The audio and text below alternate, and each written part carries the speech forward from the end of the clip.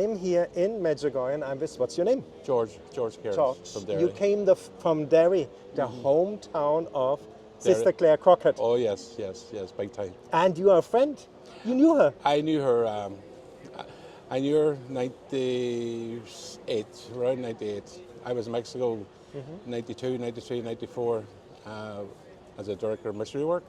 I lived in Dublin at the time, and I knew her after I came back. So when I met her, it was just in the local bars.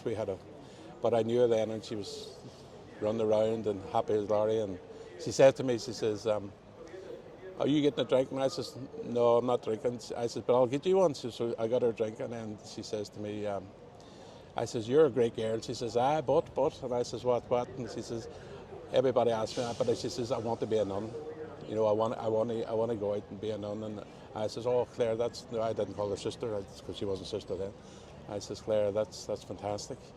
And then she went and got the drink. She came back, but I remember as well saying, I would love to work in missionary work, like with a lot of different people out in the different places." And I says, "Claire's funny because I'm only back from Belize in Central America." I says, I was there 3 summers, 8 weeks at a time every year, working in Corazon, Central America and Belize, and as a director of missionary work. So I was showing her photographs as well. So and that was me running around with kids and playing a harmonica and the kids after me. And we done rosaries and different things. But there was one thing I showed her was the grotto that I built in a place called Pachiquian. It was one of the villages. But she was inspired by this. She thought, this is fantastic. And I says, "Is that what you want to do?" And she says, "Oh yeah."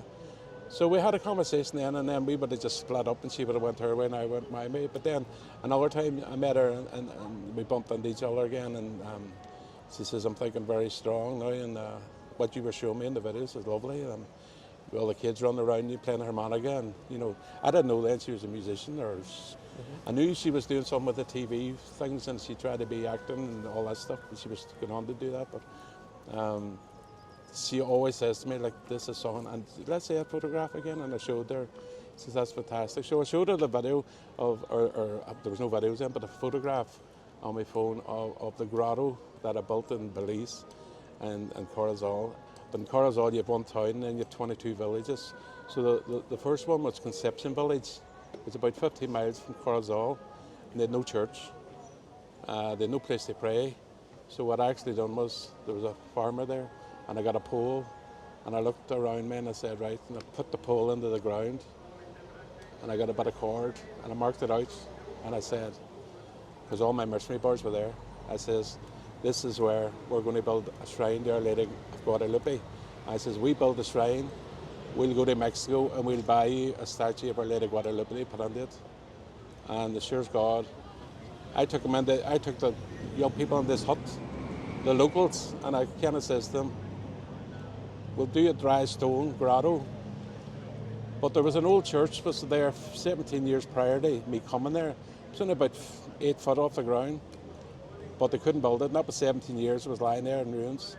So some of the locals kind of decided, "Well, sure, can we not use these stones?" I says, "Yes." So we got all the stones off the old church, and we started stripping down all the stuff. And we dug out the foundations. We had to dig it down because it's full of rock. We dug it down, and then went around all the ground. We got stones, we threw it under it, and we made. And then the locals then took the parts off, stripped all the stuff, and built the foundation. So within 2 days, we had the foundation built. One boy gave me a bag of cement, somebody else gave me a bag of sand, somebody else had brought shovels, somebody else.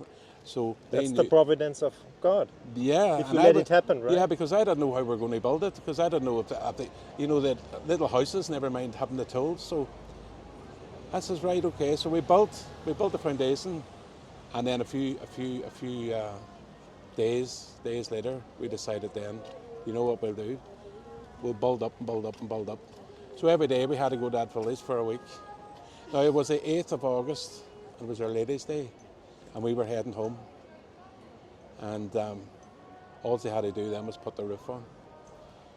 But we actually stayed an extra day, and everything was finished. So what we decided was, we had the statue all bought.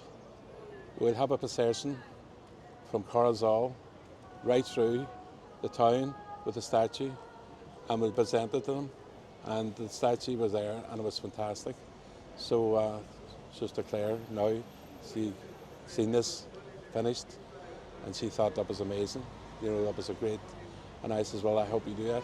And it's unfortunate, after that, it might have been a while since I seen her, and I knew then she was away in the missions, and I thought that's brilliant. But when I heard of her death, then I just shook me, you know. Same with me when I saw the But I guys look the video All or Nothing on YouTube. You find the video about her life. I didn't share that story with many people because I didn't want to. I was crying several times when I watched it over and over. I didn't want to influence it on people that, you know, I was talking to, because, you know, I didn't want to interrupt or say I knew her. I didn't even say I knew her. It was just her sister came this week, and I kind of shared it with her, and some of the ones in the pilgrimage knew. So I says, well, you know, that's just a part of her life that I wasn't so many months and years a friend of hers. I didn't hang about her, no, it was just when I met her. But it's something that sticks in my mind, the time she did look at the videos, you know. But when I seen her videos that she made, it made me think that the stuff that I was doing, she was doing the same with the kids, with the music. I had their harmonica, I played their harmonica, and they were running around me like a train. And she was doing the same with the guitar, with the kids and the adults. And she worked a lot with aid people and different people with different sicknesses. And, you know, she was very, very giddy. She was very laughable. She was a very joyful girl. The way I knew her, I know her sister say different things, but I just thought, no. And when it happened, I just thought, she actually done. And she actually went to save those children because of that thing that happened, the earthquake. And she died in vain for those. She actually died helping those children. And that's the reason why her mission was so important. She actually went out with God to do God's work, and that happened there. And, you know, anybody that dies for God and dies looking after people, and, you know, she has no problem being a saint. You know, and that's what they're probably going through now, the saintlyhood.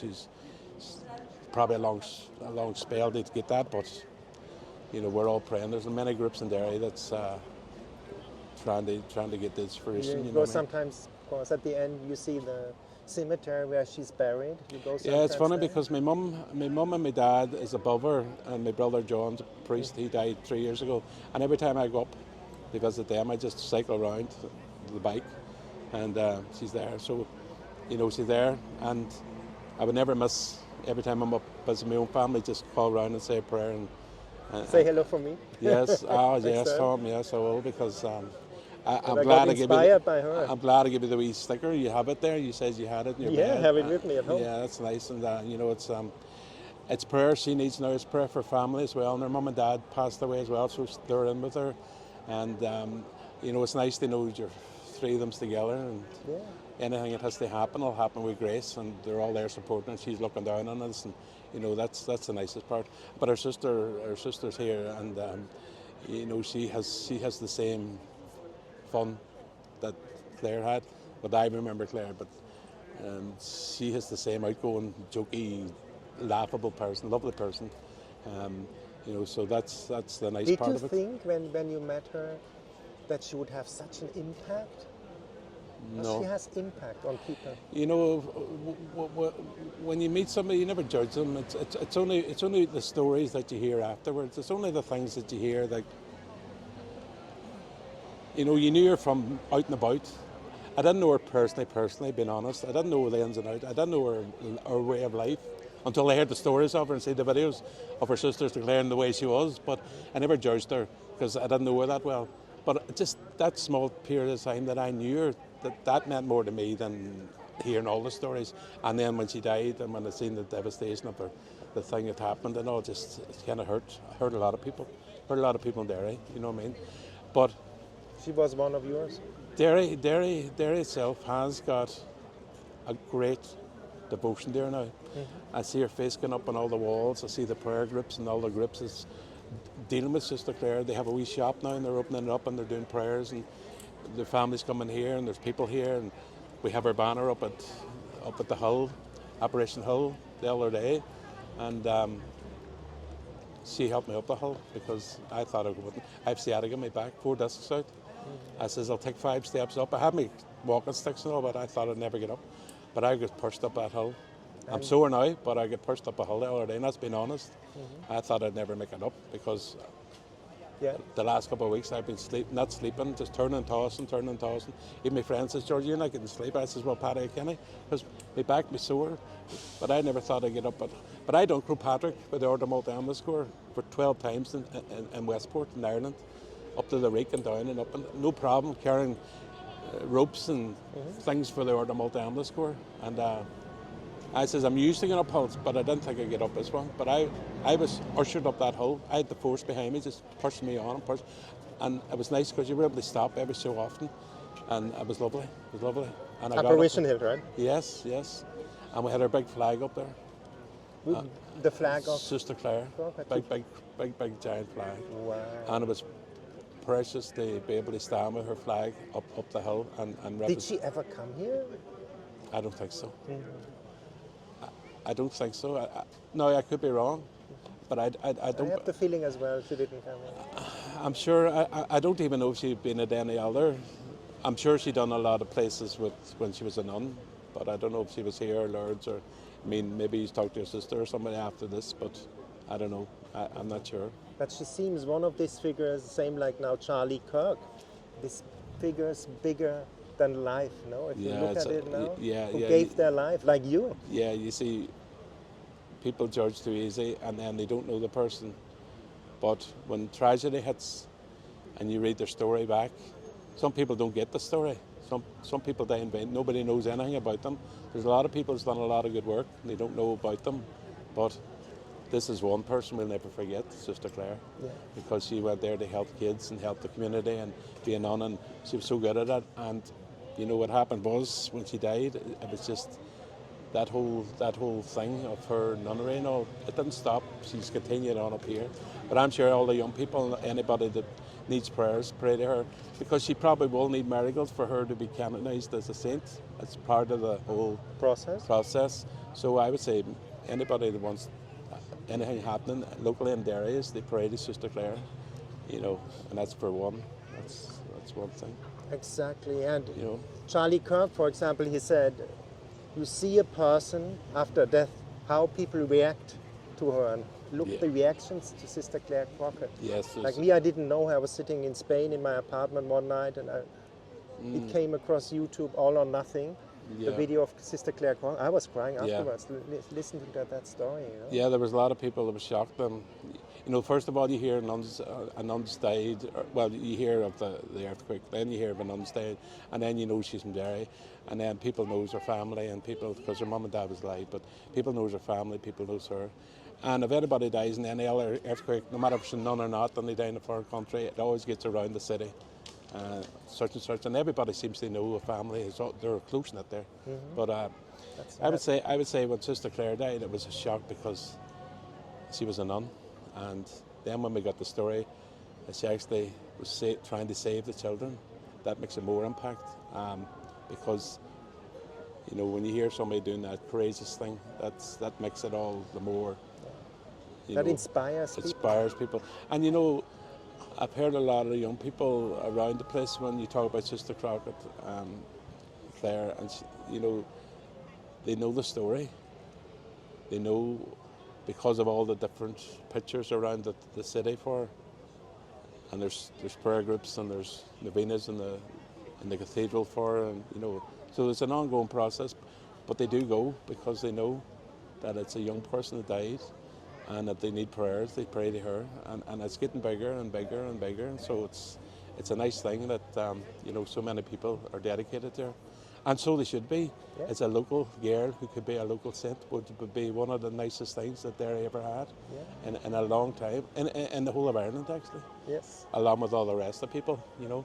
So amazing. And talking about you went as a missionary. You inspired her because you went to Belize. Why do you do all that stuff? Well, you see, I'm working with the church maybe 35 years as a volunteer. First of all, in the Order Multi, the ambulance corps, and then at a brother priest for 30 odd years. My mum and dad was a great Catholics. I mean, my mum, she's a living saint, even though 3 of them passed away in the last 5 years. But I think it's your upbringing as well, and your community spirit. Going to Dublin, wasn't as a missionary to start with. It was a prefect, but a person who knew medical. So they thought that I would be able to take the medical direction of being in charge of all the students that I work with. So I did. So it means if they had to go to doctors, orthodontists, dentists, anything happened to them, I got them to see the right people. And if I needed to call a doctor at the university, then I called them in, and then I had to take them to appointments, write the report, send them home. And then when they went home during the year, at the end of the year, the priest that I was working with said, would you mind if we asked you, would you want to be a missionary? And then they gave me the job of being the director of the Catholic Youth Missions in Dublin.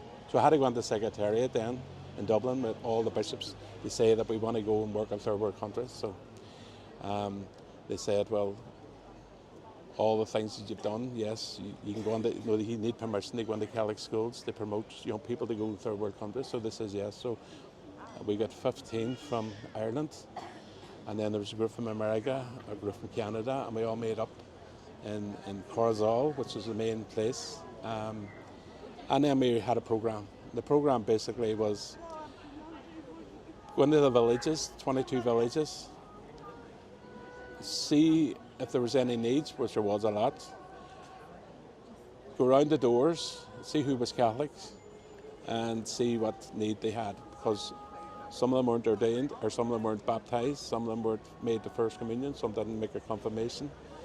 So we had a big hall there in Corozal, so we had sports and games every day for 8 weeks. So not only the Catholic youth came, all the denominational kids had nothing to do in those cities, in those villages, so they all came. And we give them food to eat, we give them things to drink, we had sports and games. And that's in the video that I showed Sister Claire, was me playing a harmonica at that stage, running around the courtyard like a train, and them all going round. And that wasn't just all Catholics, that was mixed children from all backgrounds running around. And then we had the groups, the different groups, and we talked about different things in religion, about youth and about how things are and all that stuff. So I would say most of the project was to be there for the youth and be there for the adults who needed prayer. So we had a priest with us. So actually what we done was we prepared the youth and the babies and whatever for First Communion confirmation, and we got them in, and one day during them 8 weeks we had them all confirmed First Communion confirmation, and they were all done in that 8 weeks. And then, as I say, the other program was going on to build the shrine of Our Lady Guadalupe and that type of stuff. But we went on to, like, it wasn't only one village. We built another grotto to Our Lady of Guadalupe, and that was Pachican village. The first one we done was Conception village, Pachican village. Then there's another 14. We didn't get round to them yet, So they would have heard about the statue in Pachican, would have been 10 miles away. They would have walked to Pachican just to pray, because they had somewhere to pray to. And I know then that the church that the grotto that we built, the church that we took a stone out, that is now built beside where the grotto is built. So doing the grotto was a great inspiration. And as you says, did I show Sister Claire something that could have inspired her? Well, I'm convinced. I don't know, but she was happy to see when they have nothing and somebody just go into a wee village and put a thing in the ground and build a grotto to Our Lady, and then the next couple of years there's a church, and it's unfortunate I'm not there, but I'm sure the people there now have got things together, and that's how the foundation stone starts. It starts with one small thing, something in the church, and then whatever else they have now, But that was a few years back. But why are you so inspired? You could have been in a pub in Derry with yeah, your but friends. At the time, I mean, I was 30 or so. At the time, it was nice. It was nice to be able to do something. It was nice actually to be asked when someone came to me and asked me would I go to Dublin to work and accommodation, because I just felt, well, I wasn't married. I didn't do my nursing day afterwards, as an auxiliary nurse in a specialist hospital, a psychiatric hospital. It was before all that stuff. But it was just in me, but it's in a lot of people. If someone gives them a chance, and if they feel they've got the chance, and they feel they're capable, why not take a board? Why not get involved? So coming to Medjugorje, because Liam and Claire Fantastic people. As you know, yes. Pray for Liam and Claire. They knew that I was supposed to go to. Well, I wanted to go to Fatima because I was there last year, but I didn't get there. I was actually sore and doing different things, my back and my leg and all, and getting treatments and all. And I thought, this is George, but we're going over to Medjugorje and you haven't been there in September. If you want to go, so I says, well, if God wants me and the lady wants me, then I will be there, and that's why I'm here. I'm here now, and I'm really enjoying the pieces here, you know, and the fact it's connected to Sister Claire makes it even more poignant because our sister's here, and the flag's there, and the people all know her, and it's like a thing for her as well here. It's not just an ordinary pilgrimage. We're involved in Sister Claire as well in this pilgrimage, and her family's here. So what better privilege would you have than come your own and than being involved with that kind of group? And it's so spiritual, it's so beautiful out here. Not only the weather, but the peace, the tranquility, the freedom and the joy that you get, just being able to do things that you feel you need to do, you know what I mean? And knowing that Sister Claire's presence is here as well. She's here with us. I've taken a lot of photographs up the hill, and when I seen her sister kneeling at the cross, the crucifix in the hill, I just knew Claire was there with her. You know, she was so indebted unto the feet of our Lord, and I just knew. And actually, she says there was a photograph somewhere up there. She thought Sister Claire was sitting beside her, and she showed a few people it. But I thought, well, I don't know if it was or not, but I'm sure there was a sign there for her.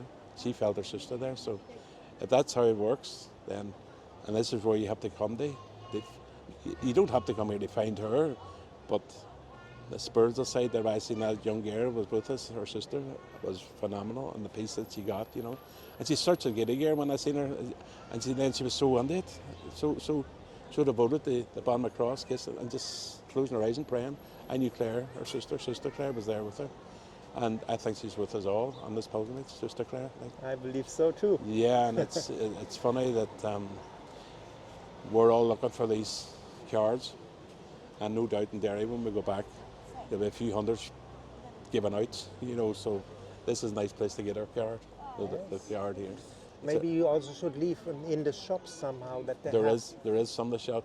That they Sister have Claire, pictures to sell. Sister Claire she belongs to Medjugorje. Yeah, as well. Sister Claire has small cards that you don't pay for. She leaves them a different place, which is a lovely way of spreading the news about this saint. Well, I call her saint. But the magnet that you buy here of Sister Claire and the prayer. So you get stuff from Sister Claire in the shops here? Yes. I never saw before. No, that was the only ones we've seen. Mm-hmm. So my sister was out 2 months ago and she brought one back and I says, I have to get those. Yeah. So my brother says, would you bring me 15 back? And my sister says, would you bring me 10 back? And my other one says, you bring me 15 back? And so I don't know how we're getting them back. You will be back here, my friend. You are a person of Medjugorje. Oh, well. You are passionate for Christ. Definitely. Was that your parents who installed that? Yeah, my mum and dad run pilgrimage to Lourdes for 45 years. Mm-hmm.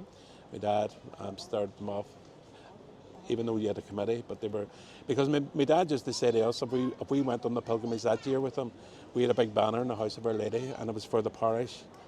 And my dad would have taken it out every so often, made sure it was all tidied up and the boards and all were clean and all the stuff.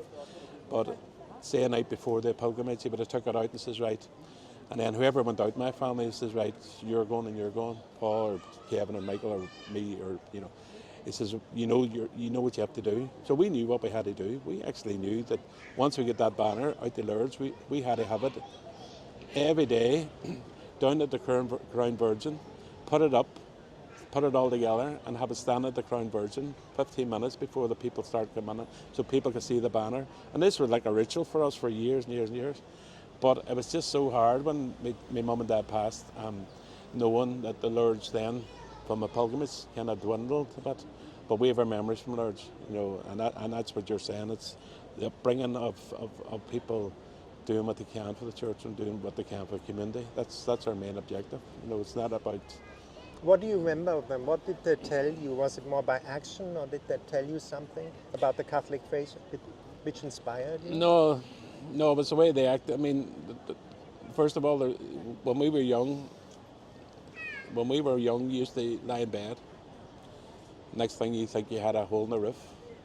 because my mum used to be in with the holy water every night, and you felt the drops of rain or the holy water hitting your face, and her talking in tongues, and blessing us all. And I just thought, this, and you knew what was happening. Any thunder, lightning, any bad, she was on blessing all around. So, and she didn't ask you to go to mass. She took you to mass when you were younger, but she didn't ask. But she knew we were all going to go, so most of my family went every Sunday, and that was one of the things that you have to. You either want to do it or you don't want to do it. And I know today young people, probably given the choice, I don't know if they're brought up the same way we were years ago. It's normal to go to mass. It's normal. It's not normal. It's normal to go to mass. That's the way we felt. It's Sunday. We have to go to mass. That's normal. Today, a lot of people just don't think about normal. It's Sunday, but it's just like a Wednesday or Thursday. It's not. It's a Sunday anymore. We lost the sacred. I think we that's did what it lost is. the sacred on the It's Sunday. About, the sacred about sex, the sacred about marriage, the sacred about the unborn, the sacred about old people. Yeah. We lose it. You have to get that back. Yeah, it's lost, but being honest, I see it coming back. I see the youth coming back. I work in the church in Steedstown. It's Our Lady of Lourdes Church, and I do 12:15 or different masses, and I see the younger ones coming back, because what happens, Tom, is they go searching. You're looking at that butterfly, are you? Yeah. Yes. Keep going. Yeah. It works where they leave the church, they come back to church, but then when they go searching for everything else, sometimes they go out and they do this and they do that, but it's not enough. They're searching for something else. So what they do actually do is they're turning back to church, because that's where they know they need to be. For them, is to get through life the way life is at the minute. They know they need God in their lives and Our Lady, and that's something that I've seen coming in the door. And even if they're 10 minutes late, they're better there than never. And I don't say, we don't say nothing.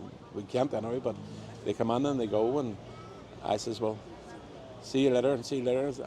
The wee hands go up and and that's it. And the elderly. At the time, the church probably during the pandemic would have quieted down, but you see the strength coming back.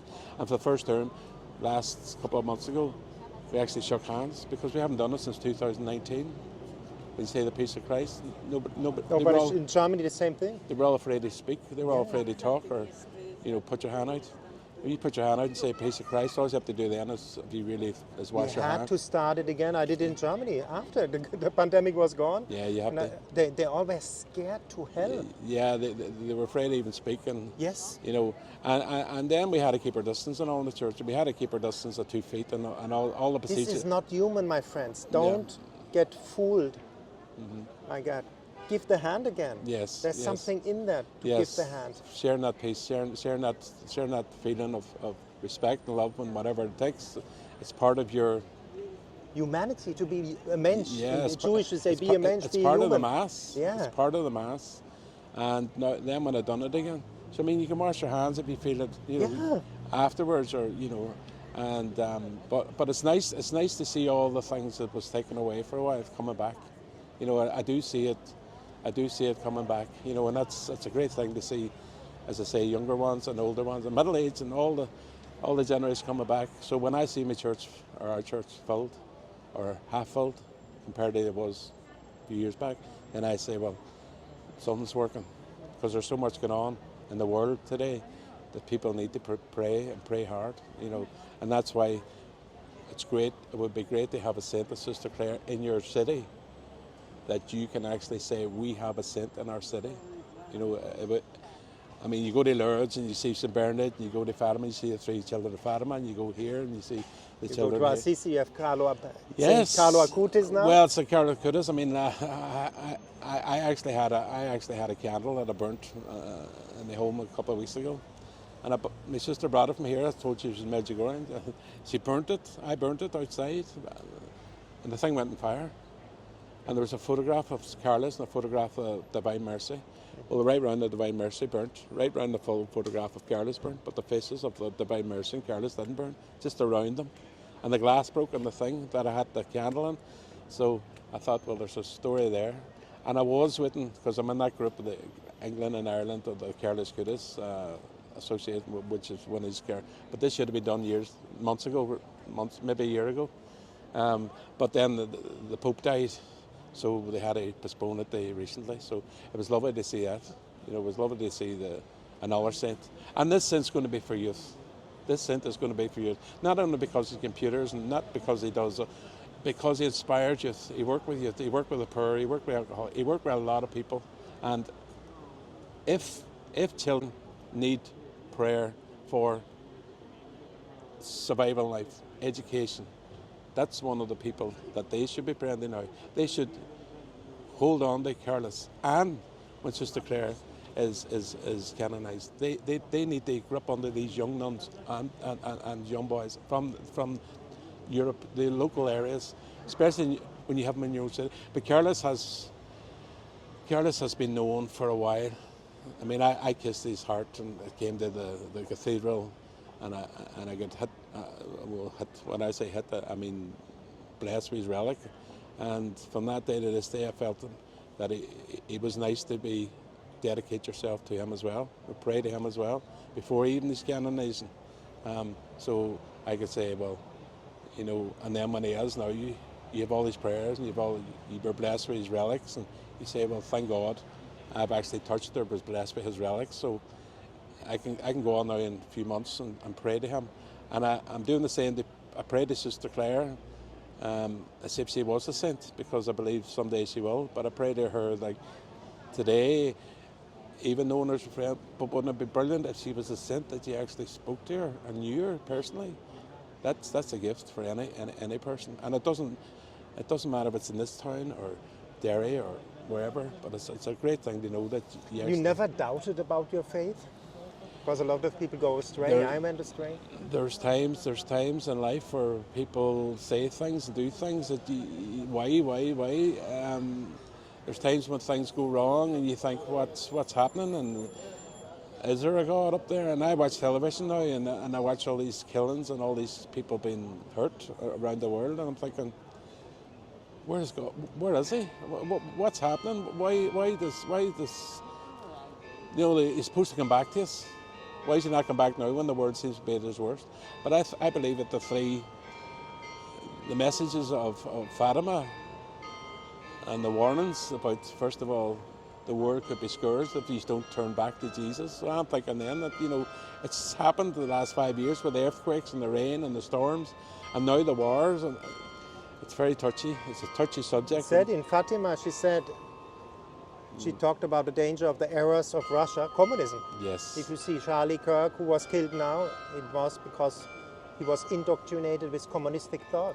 Yeah, you see, that's the thing, and I just believe that, if anybody, we need to pray more now. We need to pray up, all of us. We need to pray, and you need, if you have children and you have family, you need them to pray with you, and have a family, because when 2 or 3 are gathered in my name, it will work. And I think if you have that and start the rosary, people can't get on with life up in the morning and go to bed at night without even saying one Hail Mary, one Our Father, and one Glory Be. Even if you had that in your life, that's a start. An act of contrition or a blessing or whatever you need, just say it. And with convictions, parents, don't try to force it. Live it with joy and peace. I think if you watch your parents send the prayers, I'm sure the children will follow. Yeah. And that's especially the mans. That's what Charlie Kirk, he inspired us man to do something. Don't be in front of the computer. Don't look pornography. Get up, marry, have children. Yeah, I think use your life. If you're brought up that way, I feel that's the inspiration from your family. A family that prays together sticks together, and that's and I know when you do other videos and the feeling that you have, Tom, on your family and what you ask for. And for your children, and for your mum and your dad, and for the nieces, your nieces, and for all the things.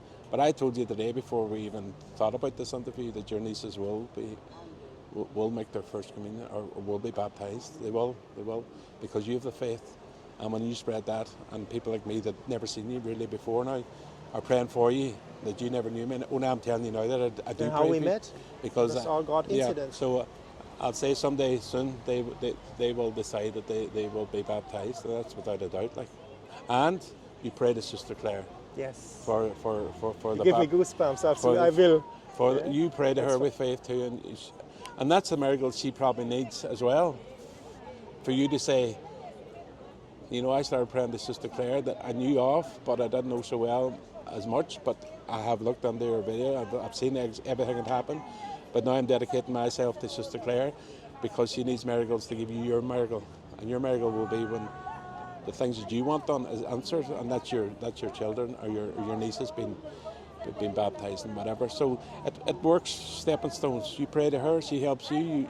You know. It's a take and giving, my friends. Jesus said, pray for each other. Pray for each other and give as much as you can to each other, because it's the only thing you can do at the minute. It's the only thing you can do. It's give, and you know, you don't have to be paid in return. Just do what you have to do.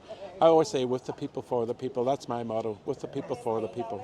And I want to inspire you. You know, you prayed for my dad, and I called him up last week. He said, Tom, you know where I was? I said, I don't know. Look, and the bells are ringing. He was in Holy Mass. Yeah. Look, a little divine intervention here. Yeah. He said, Tom, you know where I was? I said, no, Dad, where did you go? I was in Holy Mass. Oh, there you go. After that's it. Okay. Quite a while. All right, that's us then. Just little confirmation here that it's true. That's what happens. That's Medjugorje, you see. We talked about I should meet somebody else. The Holy Spirit told me 5 minutes before 11, you forgot there's a meeting, and I put on my clothes, brushed my teeth, went out. And it was not them to do an interview, it was you to do the interview. You know? Well, God works in strange ways. Yeah, He writes straight on crooked lines. Yeah. That's what I learned in my... Yeah. I have a crooked life. Yeah. And God, look where I am now, because I prayed the rosary. You pray the rosary? I pray the rosary once a day. I do a special rosary because when I can't walk as much, when my feet sore, I go into church and I walk around the church doing my 10 decades. And then you have a Divine Mercy, so I'll go up and do a decade of the Divine Mercy. But that's my walking as well, I've been doing while I'm praying, so that inspires me. When the Blessed Sacrament's there as well, I do it, so it's a nice time to do it. What is so powerful about the rosary prayer? The rosary, I would say the rosary, every time you pray, is Jesus and Mary being with you, being your strength. That's one thing. I mean, the priest says today, he says, you know, you should always carry the rosary beads in your hand, and I had the rosary beads in my hand, and he says every time you turn around, he says, the father, the man, says I have a pair of rosary beads, but they're in the wife's handbag. And I was thinking, well, Father, hold on a minute, I have my rosary beads in my hand, and I don't have a wife, so that's not related to every single person, but I know what he's talking about. You know, I have a pair of rosary beads, but I take them out when I need them to go to Mass. When I know I'm going praying, or when I know I'm going to the cemetery, I'll take them out. But I have 3 photographs, our Lord's here, 3 photographs, my mum, my dad, and I have a Lion Christ here. And my mum always done the rosary every single day. So I'm afraid to take the rosary beads with me. I leave them on top of so she's the cross and she's the rosary beads in front of her. And I believe that when she, through the picture, sees the rosary beads, she's actually praying our rosary for us when we're not using them, so I know you could have a pair in your pocket, but I like leaving them there. And then I'm saying, Mum, I have to take our rosary beads off you because I'm going up now to do a rosary for the family and all that. So it's part of the whole, it's a routine. And I would feel that if I didn't leave them there, then I would probably, you know, I would feel I have to leave them there. I have to leave them where I want them, in front of the 3 photographs, my mum, my dad, my brother, you know. And then when I need them, I take them. So that's it. I can have 2 pair, but I don't want 2 pair. And what is the power of the Divine Mercy Chaplet? Well, Divine Mercy to me is, you know, I trust in Jesus, I trust in you. But you see, I go on Divine Mercy in my church, and I pray, and I'm looking at Divine Mercy. And all of a sudden I see, you know, the 2 rays, and normally from the heart to the ground, I see this flowing, and it's flowing up the ways. It's flowing from the ground up. It's like the rays are moving. But they're not moving from the heart down, they're moving from the bottom up. And I will look around and then I see it again, and I think the photograph's doing this here, like moving, like just like this. But it's not something that I need to tell somebody, because if you're staring at it too long, you could get all these different, your eyes going. So I don't say nothing, but I'm just saying that's the experience of when I pray. But I can't go past the chapel without. I have a photograph of Divine Mercy in my kitchen, about photograph the Divine Mercy behind the statue of our Lord in my front hall, and then I would go up and see the Divine Mercy in the church. But God has mercy, and you need to believe that when you ask the Divine Mercy, He's given you mercy on everything. Life is mercy, and you have to be merciful to others. So blood and water was gushes forth from the heart of Jesus. I trust you. So it's about that trust. And if you think about it, if you can imagine your mind thinking about what blood and water looks like, in the nursing you see this, and you see stuff oozing from people. But can you think of this happening, that the blood actually flowed out and the water flowed out, what it actually looked like? Well, I imagine that every time I look, that the real, not just the rays of light that come from the picture, the actual stuff that comes out of it. I see the water and the blood flowing. So it's a nice spiritual thing that you find if you're dedicated to it. And I suppose I wouldn't go through a day without saying a prayer to Divine Mercy. And I carry chapel in my back pocket, so if ever I'm sitting somewhere doing anything and I'm not doing nothing important, I might just take it out and say it, and then pray for everybody I have to pray for, of course. Wow, amazing. It's part of that. It's nice to carry it in your pocket, so. Amazing. You have a favorite saint besides future saint Sister Claire Crockett, maybe? Well, as I say, I was in Order Malta once, and I was pushing a wheelchair up in the long tower when three relics came to the church, and I wasn't thinking, but St. Therese of the Little Flower. There was a woman. I was pushing. Well, they were in the cathedral in Derry, but I was pushing a wheelchair up, and then someone says to me, "Do you mind pushing this chair up?" And I went up. Well, there was 3 hankies came inside the bones from France to here, to Derry, and this nun gave one to a priest, one to a nun, and then she came over to me and handed me one. And she says, "Son, would you use this?" And I says, "Well, it's a hanky." He says, "No, but it's blessed by the bones of St. Therese, our mother and father." It touched the bone of St. Mother. And it was special because when they opened up, they touched the actual bone, wherever the bone was. It was probably in the relic, but it touched the bone. But they had it inside the cases when they travelled over. So I did devote myself then to sharing that relic with all the boys in Casio and all the different groups of men's things. And then I used to take it to Donegal, and there was nuns there, and give it out, and people bless themselves with it. Now none has it. I don't know where it is, statue, but then I was asked then the people who actually, when I was at the cathedral, they had to go up to Termabaka, which is the monks. So they didn't know the way. So they called me over and says, "George, do us a favour. Yeah, are you going up to Termabaka? Yeah. Could you guide us up?" And I says, "I don't drive." They said, No, come with us." So they threw me in the back with the 3 relics, and they closed the door. And I just thought, this is St. Therese, this is her mother, and this is her father's. The relics are sitting beside me in a van. So I got out, and I took them to the place we're supposed to get. And then at the end they says, "George, when we're leaving, can you take us over and direct us to the bridge that we have to pass?" So they dropped, back in the van again, took them back, dropped them off, and I was leading them out of the town then to their next destination. But you had to go over this certain bridge, so I left them to the bridge, and I thought, you know what? That was a gift of traveling with the relic. So I get photographs, maybe 1,000, of Sister Claire, St. Therese, and I give them out everywhere. And if I went to a wake, instead of buying a mass card, I just signed it back from George and left the photograph of St. Therese on their coffin, as to say, pray for this family.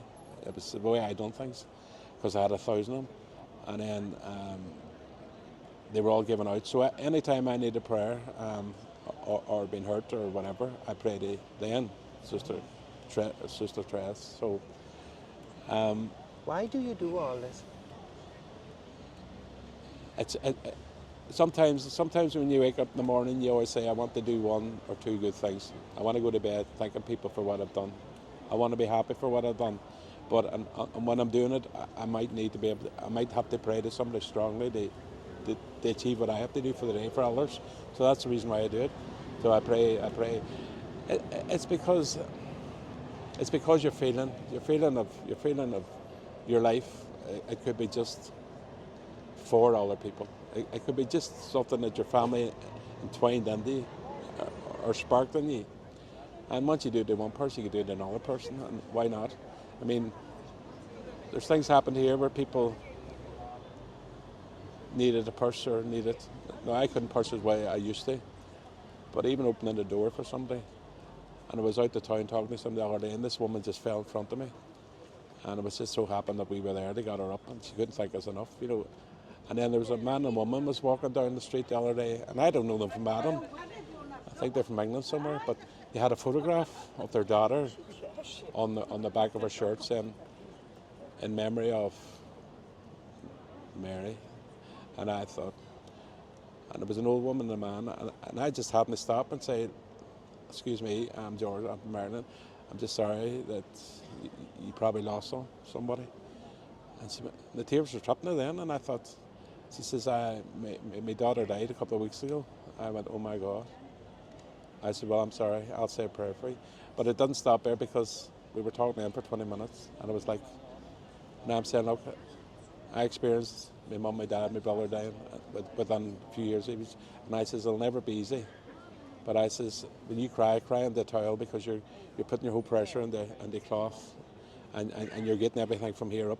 But you know that you'll meet your daughter and she's preparing the plate, but she's here with you now. She's walking behind you.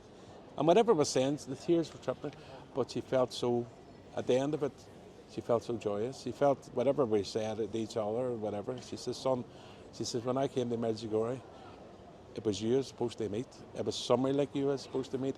It's what I needed to help me. And I thought, well, that's a wee step. Just out of the blue, it just happened. But that's the type of things.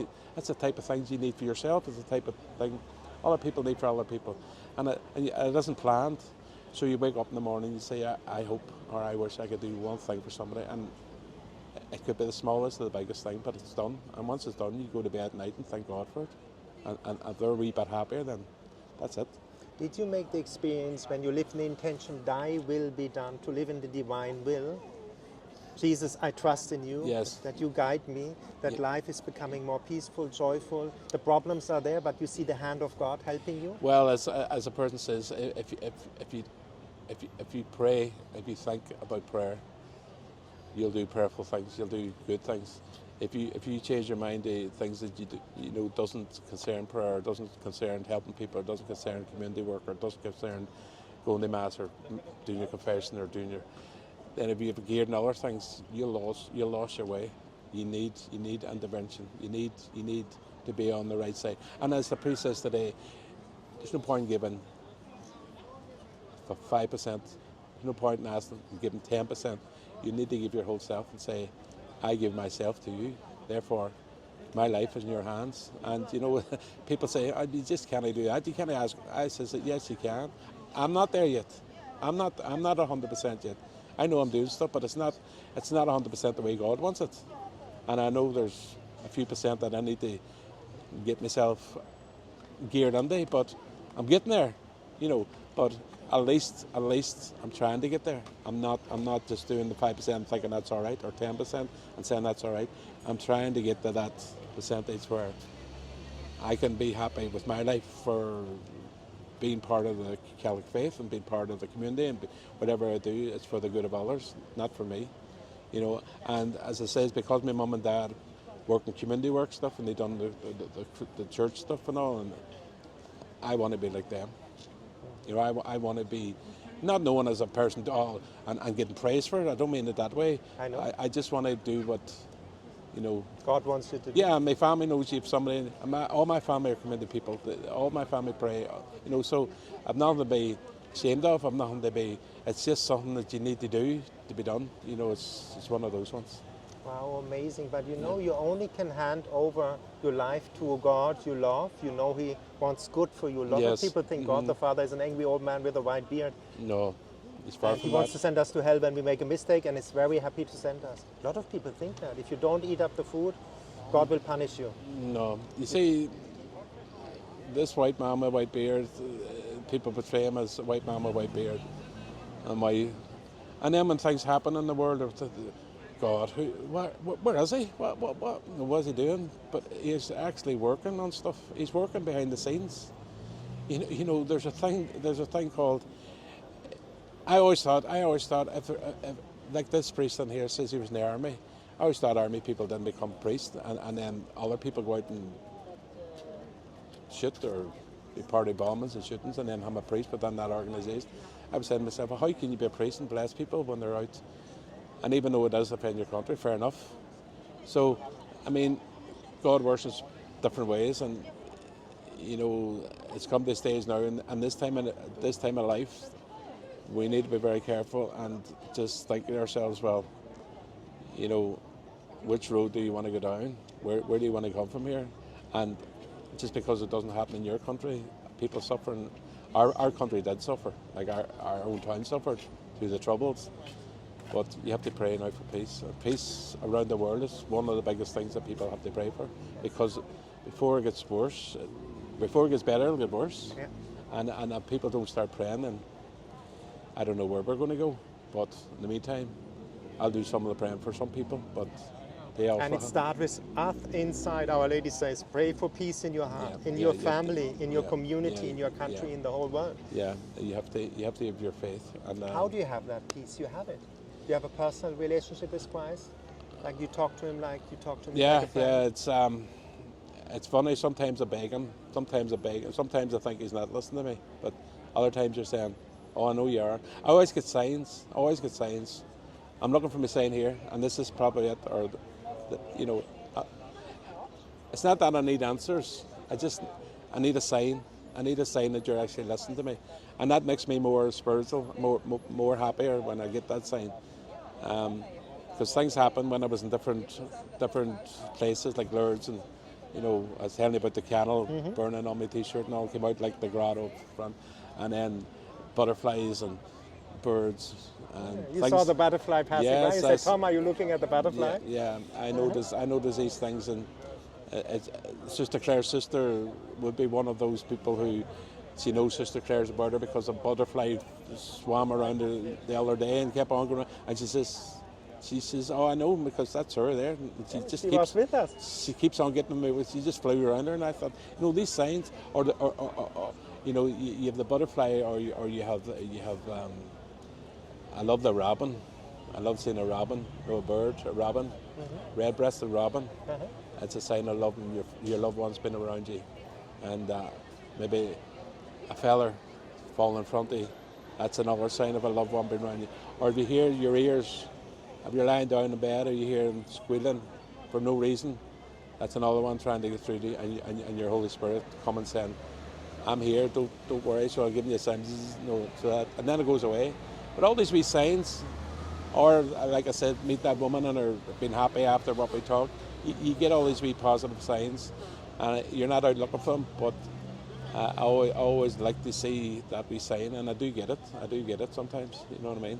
So it was nice going on to Mass today and just looking around and getting up. I wasn't fit to go on the trip today because...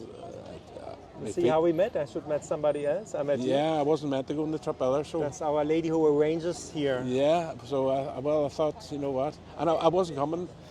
It's only because I was talking to you yesterday that I says the other family would probably be about to do the interview, and I didn't know what time you made it for. So hopefully they're about somewhere. No, it was not meant. You know, yeah. I don't think about why they weren't there because it was just not meant. Yeah. And you have to get rid of the watch, you know, my friends. You go with divine timing. We are eternal people. We are from another world. We are in this world. We are guided by divine GPS called the Holy Spirit. And I noticed in your videos you were saying, walk and don't run, just time, take your time, relax. And then every time you always say about Father, take my hand, Mary, take my hand. And I know, and And that's what I says the last couple of days walking down, because it was you inspired me to say that at the statue. And then I went over to see the photograph of Sister Claire was still there, and the one of my brother and the one of my mum, and I went over and suppose there's a whole lot thrown on top of it, but I know it's there, so it's nice. So that's where I was heading before I seen you there now. I says, right, what am I doing? I'll get something to eat or go over. So I says, I'll go over here, and I'll do that. You know what I mean? So that's. What do you tell people how to overcome things like losing? You lost your mother, your brother, your father. Well, don't tell them anything about getting over, because you never get over your family. You know, you never get over your mum, your dad, or your brother, or sister, or family, or a loved one. You never get over it. It's the truth. What I actually tell them is embrace them. Embrace the memory, because through the memory, a lot of people don't cry. A lot of people feel it embarrassment to cry. Men, women, children, some hold it back. But then when they hold it back, they get so tense, they're so full up with this grief, and they have nowhere else to put it. They just fill themselves with grief. You've got to get rid of that grief, and the grief is crying out. Look at photographs, look at videos, look at, bring them in. And then you have laughter of all the happy things. Look at the videos that make you happy, where you can laugh with them. Some people say, they died, but they don't rejoice in, knowing that they were there once. And, and I always think, I still believe my mum and dad and my brother are still here. They're still with me. I don't, and there's a place for everybody. When you go, there's somebody has a place for you. So, and as you're asking, how do you deal with grief? You take it day by day, and that's day by day in faith, and knowing that there's a better place when we die that we're going to, and they'll be there waiting us, so you don't have to worry about, the fear of death. It's like sleeping. When you're sleeping, you don't even know you were sleeping 8 hours. It was like 2 minutes. You woke up and said, 8 hours ago, and that's the thing. Death's just like that, and their time and our time's 2 different times. So, that's just basically a couple of seconds our time, or a couple of hours their time would be only a second or so our time. So. And you see, Medjugorje is the confessional of the world. I don't know. You go to confession, I suppose. The first thing that I done was saying, right, this is the place you go to confession. So I went into confession the first night, and I was in church at the mass, and I came out. And I went down the end of the Blessed Sacrament at the back of the church here, and I thought, you know what, confession. So I left 10 minutes before it was over, and there was one woman, and then I get this arm just pushed me and said, here, sit you there. And I was just up the steps. The woman get up, and I sat down with an English priest, and I was there for about 20 minutes, and it was lovely. And I thought, well, if you couldn't do it anywhere, do it here. And I probably go every couple of weeks. They're a local church, but it's nice to share it here in front of, first of all, the Blessed Sacrament was being exposed at the back. People were at Mass, and the apparition happened here, so where else would be nice to confess? And what do you tell people why not to fear it? For you it's natural, for me it's natural. People fear it. You saw maybe in your group somebody didn't confess. No, you see, what people fear going to the local priest. As I say to a priest, people fear you. You know me as a priest and a community worker, say, and me having something and me going to you.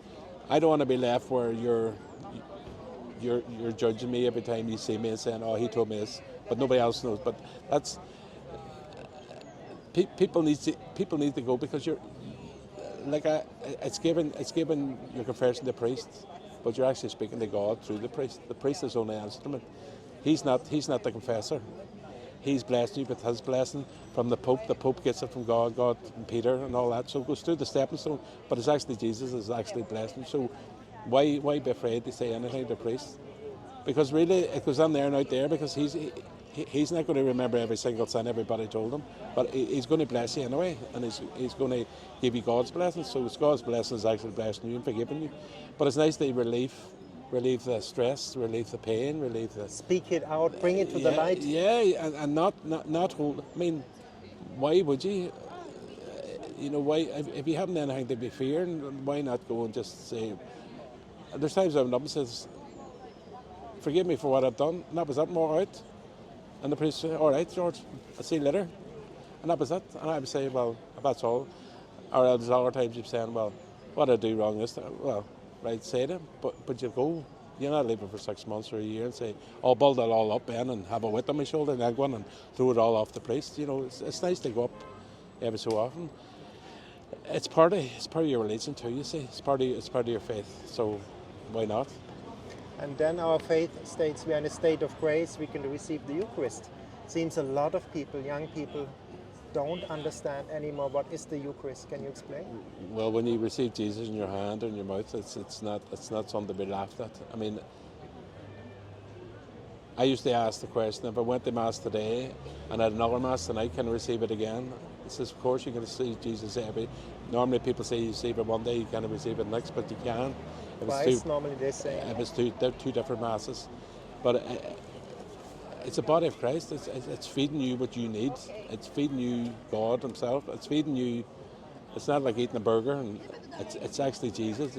Your part is you're eating His flesh, you're drinking His blood. So that's part of our faith. That's part of our religion. So why not be graceful and take it as much as you can, because it's for free. It's for free, and if you need Him in your life, then what's the best way? It's going up and receiving Him. And people shouldn't be afraid. And then people think you don't have to go. No, they weren't at confession, so can I get, or I've done something wrong, can't I go to confession? But that's wrong. You know, and a lot of miracles happen when the Eucharist was handed to people, and when you see it in the tabernacles where it turns into blood. It's all over the world. All these miracles are happening. So it's alive. It's not just a piece of bread. It's alive. It's Jesus. He's alive. So, and you know, never say never to yourself that anything could happen, receiving it or seeing it. I went to different places and I've seen the Eucharist, the blood on it, and you know, when I was in Fatima last year, we went to a church somewhere and we seen they opened the tabernacle, because this was a special bit of the Eucharist that was turned to blood, and it's for veneration. So we went over there to see that.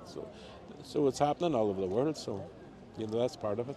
And that's why, if it's Jesus, that's why we should cover our bodies when we go. Yeah, well, I mean, it's not, it's Mass. Even if I go in there, I'll say, well, it's sunny, it's shorts, but you have to cover your body. You have to cover your. I mean, you're going on to praise Jesus. You're going on to be thankful to Jesus, and you don't need to be dressed like you're going to a swim pool. You know, it's just more or less respect for the church, respect for God, respect for Our Lady. So I don't think that. You know,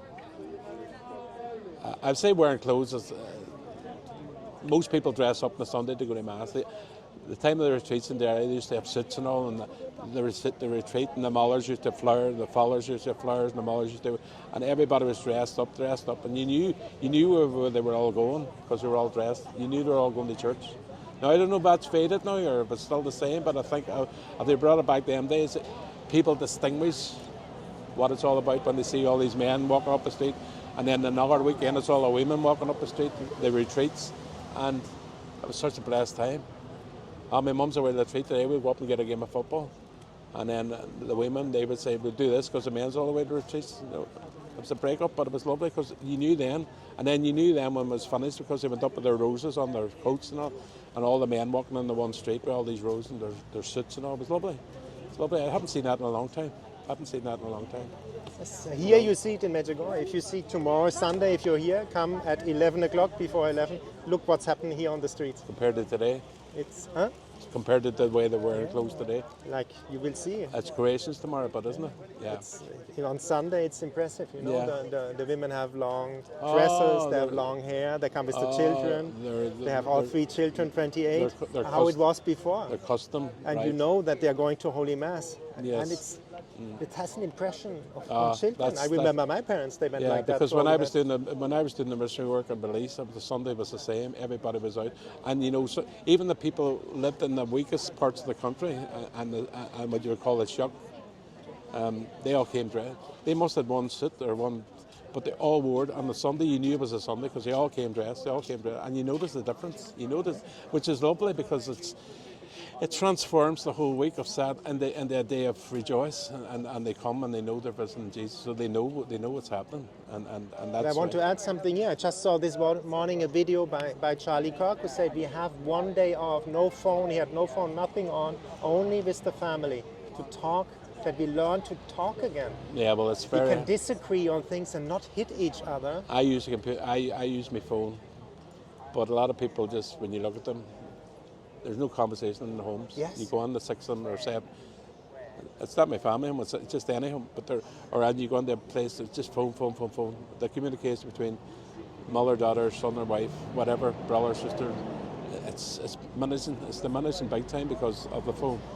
So, and that's the reason why a lot of things in the world is not communication. Next thing you have robots running around serving you your drink and doing all this, you know what I mean? Which is... And we have to get off of this. We have to learn to communicate again, not to say, okay, it's not my opinion, I wipe him away, Tinder, next one. Yeah, no, it's not good. It's not good. human. I think it's come to a stage where you see a 5-year-old and a 6-year-old on the phone, and you know, if the family is based on a loving family where the mother takes time to hold the baby when it's crying, not just hand the phone, say there, the cartoons are on, and then the baby's on doing this here and doing that there and moving the screen. And I know it's an easy way out for a mother and father to get, or brother or sister to get work done in the house if the baby's content sitting there. But a limited period should be your time. So it should be 10 minutes in the morning, 10 minutes at night. But you know, and even schools, I don't know if it's they're actually thinking about taking phones off. Because we have to learn to talk again. Yeah. That's human. Yeah, like but we knew that when the phones were coming in and the internet and all that, these would take over. Yeah. And it is taking over. But places like this, you don't see, you get people phoning, but it's more photographs and videos they're taking of each other saying, oh, this is Fatima. But you don't see them running around on their phones constantly here. They're talking. You hear the conversation behind it. You see it here now. They talk. They're talking. They're not on their phones. It's one of those ones where communication does work here.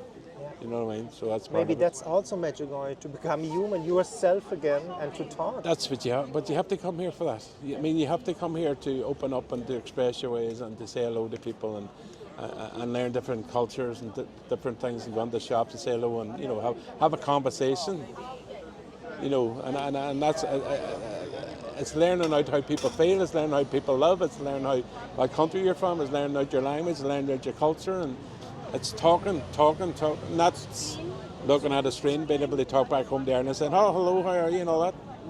I don't think I've done that since I came here. Wow. You know, I haven't phoned home, I haven't contacted. And what do you tell at the end people why come to Medjugorje one time? I would say Medjugorje for youth. What I found this week was just peace, and it's a starting point for your faith. It's a place where you can come to find that there is things happening, that you can actually come here and experience for yourself the peace that's here. And if people think that religion doesn't mean anything, if you come here, you'll find that when you see everybody and all the younger people doing things. I spoke to people from there, Ireland yesterday, with 7, 8, 9 boys from Donegal, and I says to them, are you enjoying this? This is the best thing ever. And I thought, right. And it was just a conversation about how long he's here and whatever. But at the end it was just, Jordy, I'm coming back again. And that was something that I thought, my God, if you met those back in Ireland, you'd be saying, where's you going tonight? Down here. And they meet 5 or 8 boys here, all in a group, a youth. I thought it was fantastic. And then I says, who are you with? Are you with the priest? Says, oh, we're doing this now, we're doing that. They were looking forward to it. They were looking forward to the next thing that they're doing around here. Because there's so much to do here. You know, you just don't stay at the church. You can go up the hill, you can go to the different places that's around here. We visited the Divine Mercy Church yesterday. It was lovely, like. And we had Mass there. And then Apparition Hill. I mean, but then you go up a higher hill. I need a helicopter to get up there, Tom, to be honest with you. But I've seen your video from the top looking down, so that was good enough for me, because at least I got to know what it was like. So that was a nice thing to look at, where people can't get up. It's not a place for wheelchairs as much as it would Lourdes, but there is some of the sick people here who's on wheelchairs. And working in the Order of Malta, we used to take units to work in Lourdes but I don't see too many working around here. So, and even going up the Reek, up the mountain, I don't see too many first aiders going up and down. I suppose you don't need it, but the bigger one. There is also, you know, the community of Beatitudes, not Beatitudes, the community of Cenacolo, they take up people. I don't know if you saw. Yes, I've seen it. It's like a medical. They take people up. Yeah, and I seen that. Were they all wearing red? Were they? Yeah, I seen medical people. Also medical people. Yeah. Everything is here. There's even a hospital built now. Well, that's actually good, because I don't think I don't think, I'd say I don't know whether it needed on the hill of Our Lady or whether it was a cross. You needed it, probably a cross, you probably need it more. But it's good that they have those people, because a lot of people would be afraid to come if there was no support, as medical support. But there is here, there is, yeah. Sure. Yeah. Wow, yeah? Do you want to say something else? Yeah. Greet somebody in Ireland? No, I just want to say hello to my mum and my dad in heaven and my brother and to all my brothers and sisters in Ireland, so, and all my friends. I'll not be too long before I'm back. It's going to be 5 in the morning, because getting from here to Derry is a 12-hour trip, so it's going to be tiring. But I'm going to enjoy the next couple of days. I'm praying for you all. Yeah, and remember, there's the Walk of the Cross. You still can join. I think it's today, tomorrow in Ireland. Yeah, Saturday, I think it is. Yeah. Today, so it's today. Yeah. You can still do that in Belfast. Walkofthecross.ie, you say? IE, yeah. IE? Yeah, and I think it's Belfast today, so I think a lot of people walking there. I've heard about it, but that says I won't be there because I'm here. Yeah, I'm thinking about them anyway, so it's... And we ask Sister Claire Crockett to intercede for us. Yes, please, and pray for Sister. Pray to Sister Claire for any intentions that you need, and I'm sure you'll get them answered. Because she's on her way now to canonization, and it takes time, but she needs your prayers for her to become what she deserves to be as a living saint in our local town, and that's basic. Thank you so much for that beautiful interview. Yeah, thank you.